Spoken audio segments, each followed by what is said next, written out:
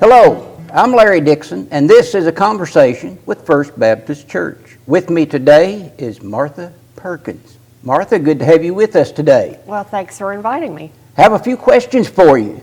Okay. So tell me about where you grew up and what life was like for a little girl. Well, I grew up in Scottsville, Kentucky, which is down close to Bowling Green, about 20 miles from Bowling Green and right on the Tennessee line. Small town, like Moorhead, a little bit smaller than Moorhead, I guess. I lived in a neighborhood where there were lots of kids my age and my brother's age, and so we played out a lot. When I went to school, there was a city school system and a county school system. I went to the city system because we lived in town. And it was small.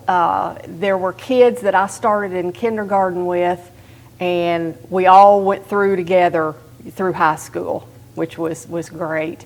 I think there were 44 people in my high school graduating class.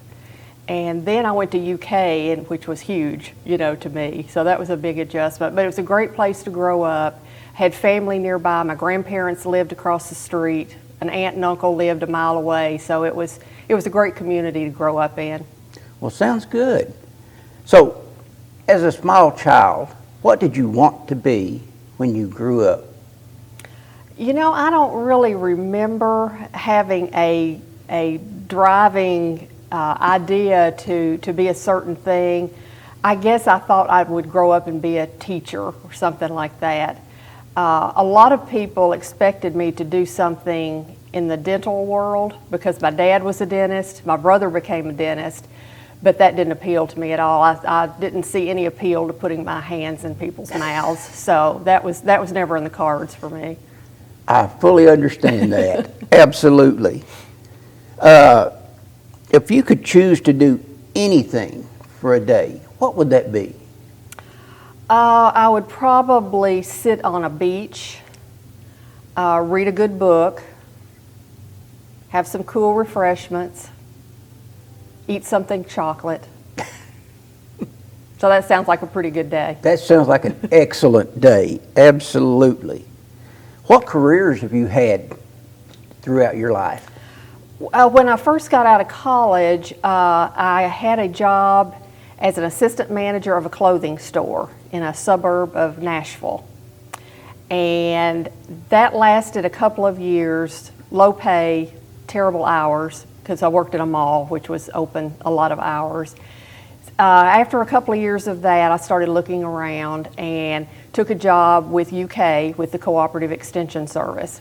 And I served as the county extension agent for Family and Consumer Sciences here in Round County for 31 years. And then I transferred to the same position in Bath County and worked there for 5 years and then retired. So almost all of my career, I was an extension agent. So what was involved in this extension agent career? What were you responsible for? Well, the extension service is basically adult education in informal settings. So I taught a lot of classes in a very informal setting to adults. I did mostly nutrition and health was what I was most requested to do. All of the extension agents did some 4-H. 4-H is administered through the extension service. So we were all expected to do some 4-H and youth development, working with kids and that kind of thing. We answered questions. People would call into our office and either talk to me or the agriculture agent or the 4-H agent if they just had questions about anything, really. And if we didn't know the answer, we knew where to go look it up. And that was a good thing about the job. It was something different every day. I might be working with kids in kindergarten one day on a food project, and I might be talking to senior citizens the next day on health or money management or whatever. So it was different all the time. Sounds interesting. It was. Did you have a nickname growing up? Well, my nickname is Marty, which a lot of people that are Martha have a nickname of Marty. And I was named after somebody named Martha, who was also called Marty. Mm-hmm. Well, I know I have heard people call you Marty, but I never knew that Martha and Marty was, kind of together there. Well, and one thing I didn't like is if somebody called me Smarty Marty, which happened occasionally. But What are your hobbies? I love to read, and I've read a lot during the past 20 or 21 months, with COVID and all that. Like to go to movies. We like to travel, So what do especially you- in pre-COVID times. What do you read? Fiction. Fiction? Mostly fiction. Occasional nonfiction or a biography, but mostly fiction. If you were a superhero, what would you be? Who would you be? I'm not sure what my name would be, but I think if I had some type of superpower, I would try to instill patience and tolerance in people. I don't want to get political or anything, but the way today's world is, I think we all need to think about the many things that we have in common and not concentrate so much on the things that divide us. So I think if I could instill tolerance in people, that would be a superpower. That would be a superpower, and we don't take into consideration, or we don't know what the other person's situation is and what they're going through. Exactly. So patience would be a great superpower. You mentioned you like to travel. What's the next place on your bucket list to travel to? Where would that be? Well, that's a good question. I love to travel out west, Colorado, Wyoming, Montana, out in that area. And I love the national parks.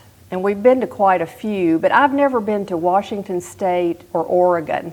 We've been all around there, like California and Idaho and places like that.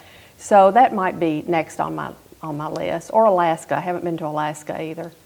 I know Mark likes to eat. So would you rather go out and eat or cook at home? I don't like to do either one all the time. So maybe a mixture. I don't mind cooking, and I kind of like that because you know what's in it. You can control what you're eating a little bit better, but it's not something I want to do 7 days a week for the rest of my life. So do you prefer to bake or to cook, like fry or whatever? Well, I don't fry because I was an extension agent for Family and Consumer Sciences, but I prefer to cook. I do bake some bread. Yeah, I got into bread baking, especially during COVID. I think everybody did. I know I got a lot of calls from people about what do I do, how do I do this, and how do I do that. So I do that kind of thing. I don't bake a lot of sweets like pies and cakes because we just don't need them. We don't need them sitting around because we'll eat them. So that would not be a good thing. Okay, if you could time travel, go back in time or back in the future, where would you go? What time period appeals to you? Well, this may be a strange answer, but I think I'd go back about 30 or 32 years to when our daughter was little. That was one of my favorite times when, when kids are toddlers, they're just like sponges. They're just soaking up everything around them. And that was just one of my favorite times when she was little. I don't want to go back too far because I enjoy the modern conveniences too much. And the future kind of scares me a little bit sometimes. But that was... So tell me what brought you to First Baptist Church. I married a Baptist. I grew up in the Methodist church. My family was always very active in our church at home. But when we got married, there's a lot of compromises to be made. And neither one of us really had a steady church home when we got married. So I became a Baptist, and we visited here, mainly because Waverly and Dolores Jones kept after us because we knew them from eating at the Holiday Inn. And so they kept after us, especially after Kate was born, to come visit. And Don would come visit, and we got to know him a little bit.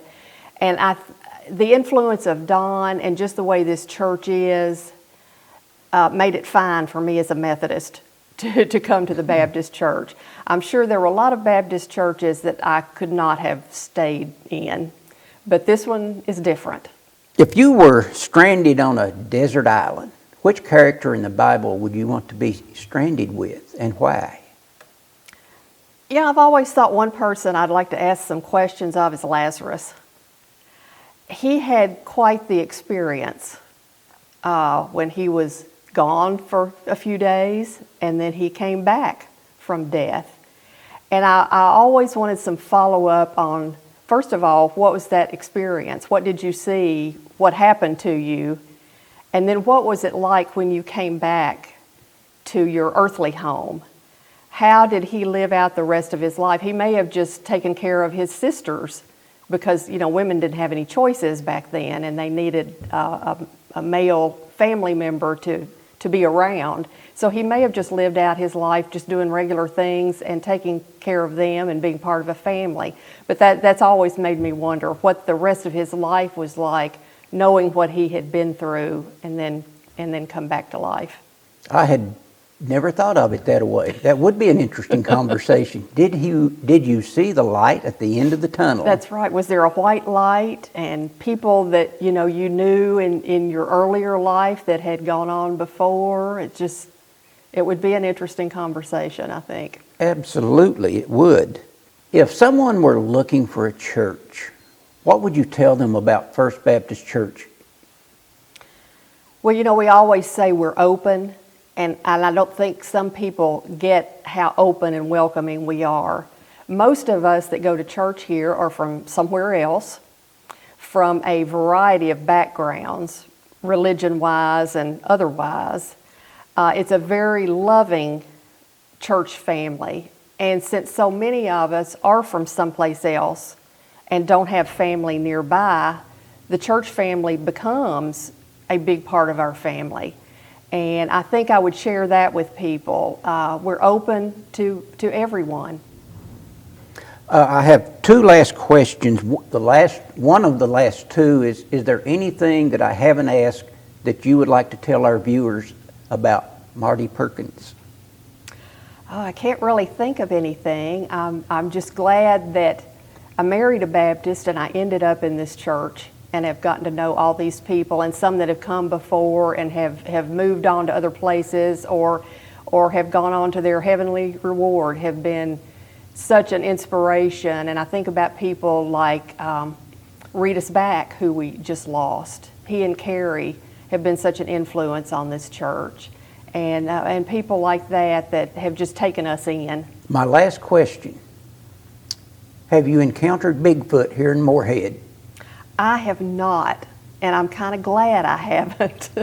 Well, I've heard he's been around here, so. Well, I saw Santa Claus a couple of days ago crossing 2nd Street from the medical pavilion to the Share building. Is that close enough? That's close. Okay. He didn't have big feet, but, he's kind of an interesting guy. Well, Martha, it has been a pleasure to have you here with us for this conversation with First Baptist Church. I'm Larry Dixon. Join us next time. And as I said today, we've had Martha Perkins with us. Martha, it's been a pleasure. Thank you.